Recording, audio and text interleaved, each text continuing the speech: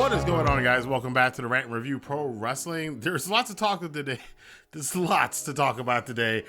Regarding bad ideas in the world of pro wrestling and sports entertainment, and my thoughts on some fairly bad ideas that have been going around lately. And we're going to talk about some other stuff that's not so contentious.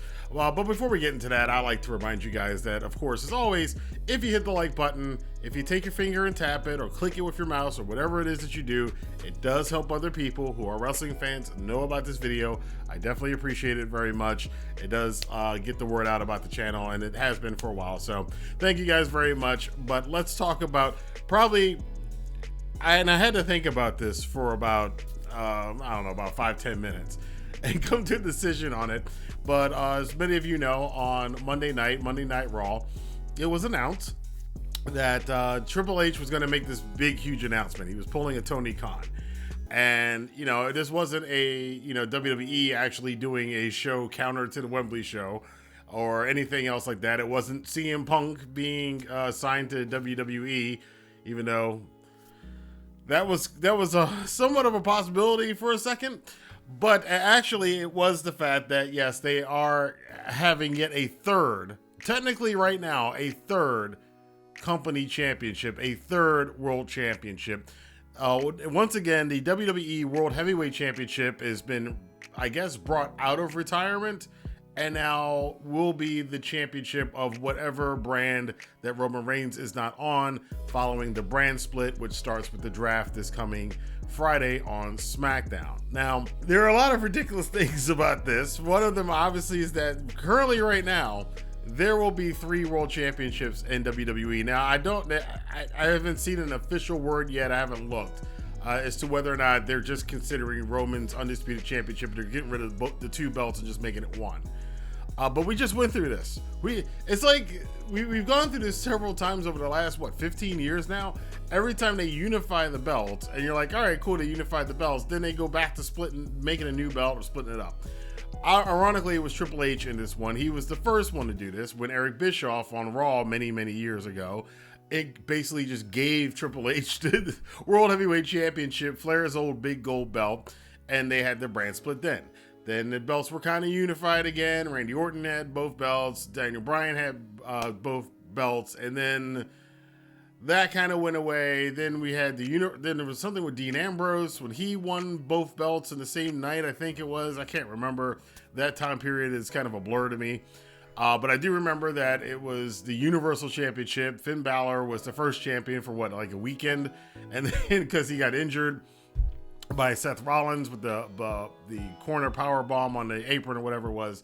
And then we had Brock Lesnar holding it, forever and not defending it, not being on the shows.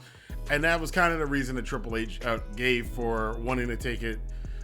Even though Roman had both belts, he won the other championship from Brock at SummerSlam last year. He unified the belts. It's good for Roman, but not good for WWE. And Triple H always does what's best for business. So we're going to make a third world championship. And my initial gut reaction was this is a bad thing.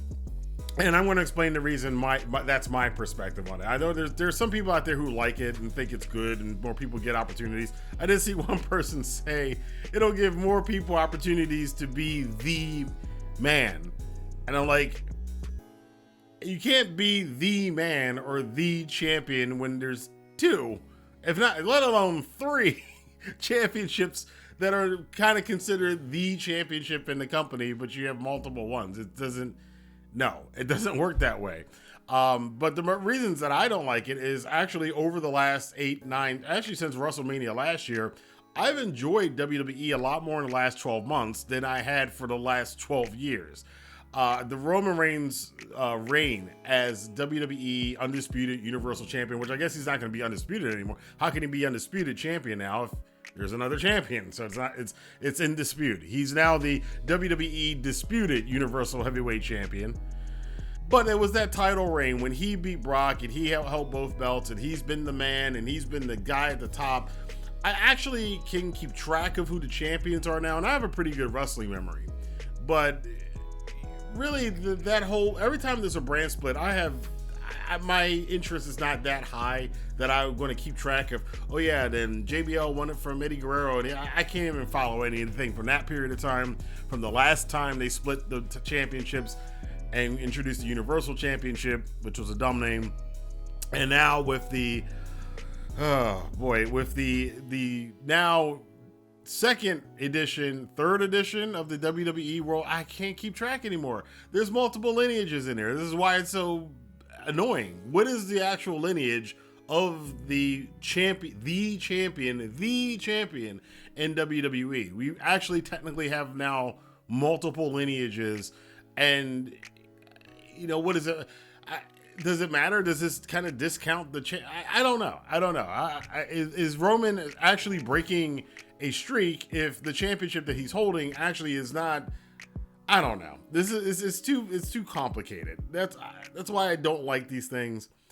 I did like the fact that Roman was the man. I can remember I remember the Logan Paul match. I remember the Drew McIntyre match. I remember the Brock matches. Obviously going to always remember the Sami Zayn match and the Cody match from WrestleMania. The WWE Championship, which is just what I call it. I don't put all the other words in there. Roman Reigns is the WWE champion, and he's had a memorable run. It's getting, in some sense, storyline wise, it's diluted when you have another champion. Again, he's not undisputed anymore. So I don't think it takes away from Roman's reign. I think it takes away from, storyline wise, as far as me being able to suspend disbelief and get involved in this, there are things that just don't make sense. And yeah, some people are going to put this on Vince, and yeah, this is Vince, but this could be Triple H too. Who knows? We don't really know who's making what decisions. We just know that Vince is kind of involved, and Triple H, when he was running the things for 8 to 9 months, things were for the most part pretty good. There were other problems, but now it's like we're back to like this feels like a Vince thing. And, I don't think storyline wise any fan can say that this is a good idea. I think we've all really enjoyed there being this singular focus of the top. There's only one person that can be number one. You can't have two number ones. It doesn't work that way. But I think we've all enjoyed it. And now that we're going back to this split roster thing, the champion, one champion is always going to seem less than the other champion. Not to mention the IC championship, which Gunther has had a great run. That's going to get kind of pushed down a little bit now because, again, you're going to need, if they're doing joint pay-per-views, which I guess they're not going to do, or they are going to do for the big shows, but not the big, I don't know. We're going to have to find out how all this is going to work again. The way it's worked in the past has never really worked. Plus, they never stick to the brand split anyway. It goes on for about a year, and then somebody will jump to the other show, and then they'll have the pay-per-views won't be brand specific, and then everybody's just on the same shows anyway. Whoever's hot, one champion's always going to seem better than the other champion. So that even though you might be Bobby Lashley might be champion of SmackDown, but when it comes down to it, he's probably less of a champion. And all those times they had Brock facing the champions from the other divisions, even though those were great matches with AJ Styles and Daniel Bryan, it always kind of seemed like, well, no, Brock is the champion and the other guy is, So that's just the way that it is. Now, the real reason for this, what the real reason for this, it's money. You know how many championship belts they are about to sell? That is a cash cow. All of those people, and those belts, I don't buy that stuff, but plenty of people do. Plenty of wrestling fans do, even if you're not even a big WWE fan. People like to buy those championship belts. They're a couple $100. WWE is about to make a big, not only the championship belt replicas, the replica belts, but also the toys and everything else. It's a new branding, marketing thing for them to sell to people to make a bunch of money off of. And that's what it really is. As I always say, I don't have anything against WWE making money. That's what they're about. They make it plainly clear that that's what their number one priority is. And, but understand what it is. Understand I wouldn't say you're getting played, but understand that is their main concern, is for you to come out of your pocket and buy something, and not so much whether or not you're enjoying the show or if it makes any sense. So a bad decision as far as the creative is concerned. Great decision as far as WWE's ever increasing pocketbooks are concerned. Another bad decision I think personally with CM Punk showing up at Monday Night Raw, or at least not on the show, but backstage, as I'm sure most of you have heard by now. CM Punk was on a flight from Florida to Chicago on Monday. He talked to a bunch of WWE people who were on that flight with him. He showed up at the show. He talked to Paul Levesque reportedly. Also reportedly, Vince told him to leave, or had him leave after he was there for like 20 minutes. Punk left without incident because he is still technically a contracted AEW star. And apparently this has sent ripples through a lot of people in AEW were surprised and upset. A lot of people in WWE were surprised and upset. Some people in AEW were happy. Some people in WWE were happy. But CM Punk stirring the pot again. The guy's going to show up. He's been like showing up in a lot of places. Again, I wouldn't read too much into this. Just a couple months ago, he was at a New Japan show for no reason. So in the crowd. So I think he's trying to increase if he's renegotiating for pay, this all comes back to money. If he's renegotiating with Tony Khan for pay, this might be a way for him to say, hey, you know what? I might want a little bit more money when my contract needs to get re-upped. And in order for me to come back and let's do a contract extension or whatever, I can still go to WWE. See, everybody there does not like me. Now, I don't know if Vince reportedly kicking him out is scalping his case of that, but hey, it was a shot. I don't think all of this stuff that Punk is doing is not giving me great hope when he apparently is set to return to AEW in about a month and a half.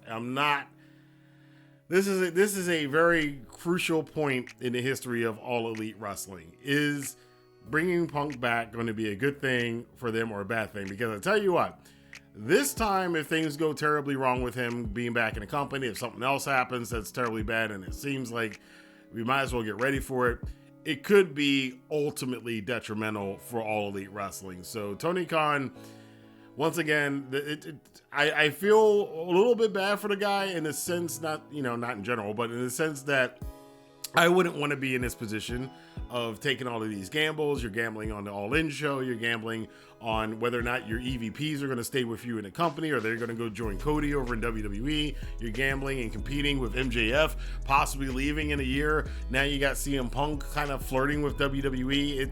It's a tough spot to be in, which is why I do, Tony Khan does some weird stuff sometimes, but I do respect the guy because this is a thankless job that he has.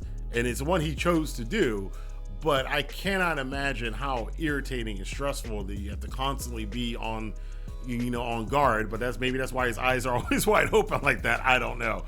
But yeah, I feel bad for him. What's going to be a good decision this past week was Mercedes Mone losing the IWGP championship at the Stardom show recently. And I think, for number one, the match was really good. I know there's some controversy. I'm not aware of it because I'm trying to stay on Twitter less and less these days. But I did see that I saw somebody say that people were complaining about the match. Oh, the match was excellent. Her dropping the title and saying that, I feel broke, money out. It's kind of like a little tongue-in-cheek thing, but apparently the rumors are that she's been well received backstage at Stardom, backstage in New Japan. There apparently is a extension going on with her time there. I do think that this was always the plan, that her stint was going to be a short one, and they were going to see where it goes from there. So I think we're going to continue to see more of Mercedes involved with New Japan. And again, the big thing is, New Japan is in Stardom they're definitely associated with All Elite Wrestling, and with AEW doing Forbidden Door and them doing All In and the Wembley and all of this stuff, somebody wants to bring in Mercedes. And I understand her hesitation to join up with all the craziness in AEW. I can also kind of understand her not wanting to be anywhere near Sammy Guevara. Those of you who know. But I think that what she is doing right now is really helping her star power. And of course, we all know that at some point in time in the future, she's going to go back to WWE. She's still a very young woman. But I think this is she's doing something that I think that, and I've said that a lot of WWE wrestlers should do, if WWE doesn't have anything for you, instead of pouting and complaining and tweeting and doing all this stuff, go, don't renew your contract. Go to New Japan. Go to a couple other places. Do a year or two in the Indies. If you've managed your money well, you should have enough money that it's not going to kill you to be out of WWE. And, unless you completely lay an egg in the other places that you go to or get injured, which is a possibility, the likelihood that WWE will want you back because now you're a bigger star. I mean, we have to look no further than Cody to see this.